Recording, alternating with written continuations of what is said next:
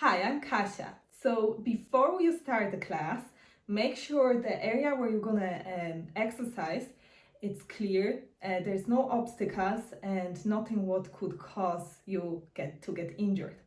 You need yoga mat, and I would advise to don't wear socks because sometimes socks might be too slippery on the surface of the yoga mat. So you rather stay without the socks. Also try to don't eat maybe 40 minutes before the class. A tiny bit about anatomy which you need for your class. So this is the spine, that's the pelvis. This is cervical spine, your neck, thoracic spine, lower back, pelvis. When we look at the pelvis from the other side, just at the bottom of it, we have sheets of muscles. They are called pelvic floor muscles. We would like to engage those muscles while we exercise. So sit comfortably on the floor with both legs crossed. And now take inhale into the nose, and with exhale, lift those muscles up. Inhale, lower them down. Exhale, lift them up. And one more time. Inhale, let them go. Exhale, lift them up. Well done. Those muscles are working with our transverse abdominis, and they helping us to stabilize the pelvis. And most exercises, that's what we'll be doing. So this is side view of the spine. So this is flexion, and this is extension. Flexion, extension.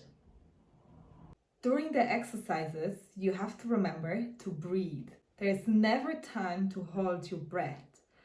It's very important to breathe in 3D manner to avoid unnecessary tensions and promote relaxation in the upper neck area.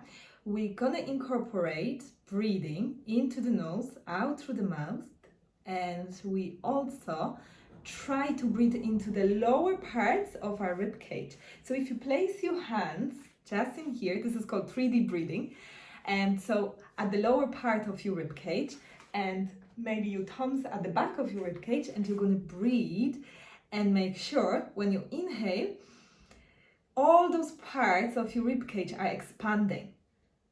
So here, the side of your rib cage and back of your rib cage, and fully exhale. So at any time when we exercise, please make sure you're breathing. Relax your neck, relax your jaws. They don't have to help it. When we inhale, our rib cage expands, which promotes the spinal extension.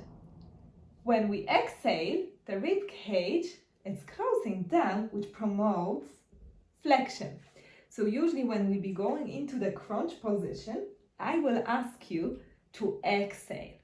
During the class, I want you to pay attention to what is happening with your neck and head. Where are they in the space?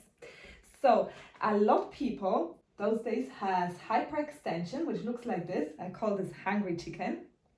So if you could just continuously think about lengthening back of your neck, bringing chin slightly in to maintain the proper position of your neck.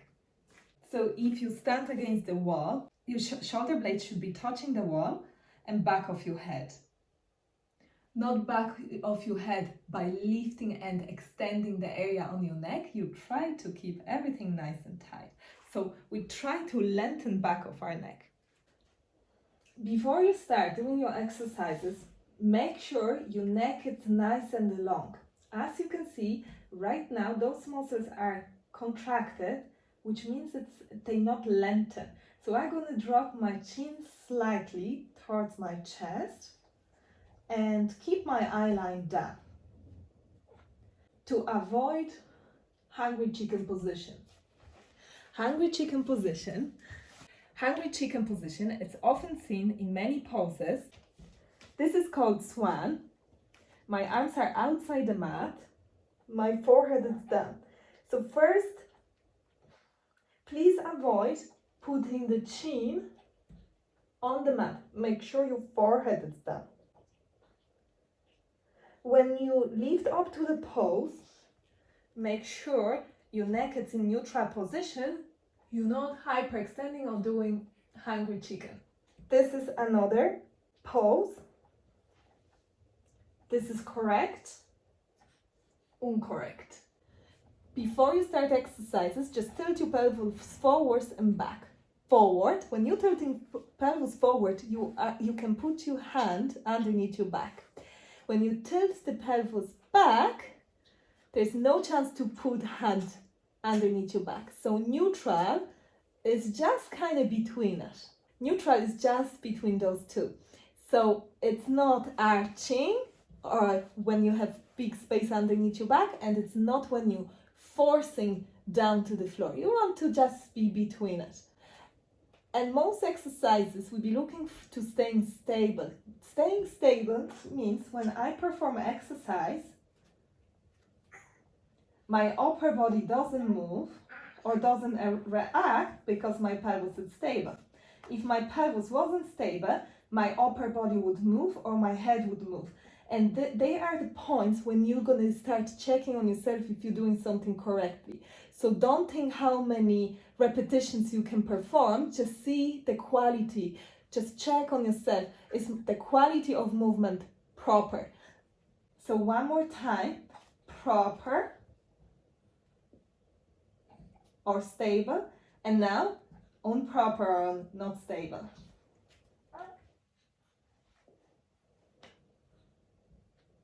The same placement of the pelvis we can find in the quadruped. So arching, flexing, extension, flexion. So we want to be in neutral when we go to planks or most of our exercises.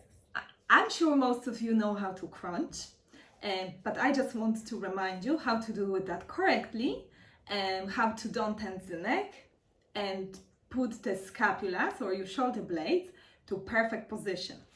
So I'm gonna lie down on my back. Chin is slightly took, my eyeline is down, and I'm lengthening back of my neck. I'm gonna interlace my fingers and place my hands underneath my head. I'm gonna press my head into those hands gently to make sure my neck muscles are not gonna engage. My elbows are lifted off the mat. They are in 45-degree angle, so they're not flat because that will extend my back. They slightly forward. And now, when I'm crunching, I'm keeping my all belly muscles nice and tight. My eyeline is down on my knees. I'm not looking up to the ceiling because that will cause tension in my neck muscles.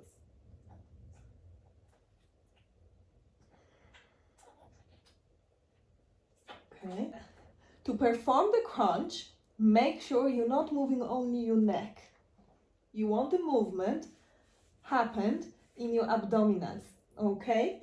So, incorrect will be just lifting your head and lowering, or changing the distance between the chin and chest.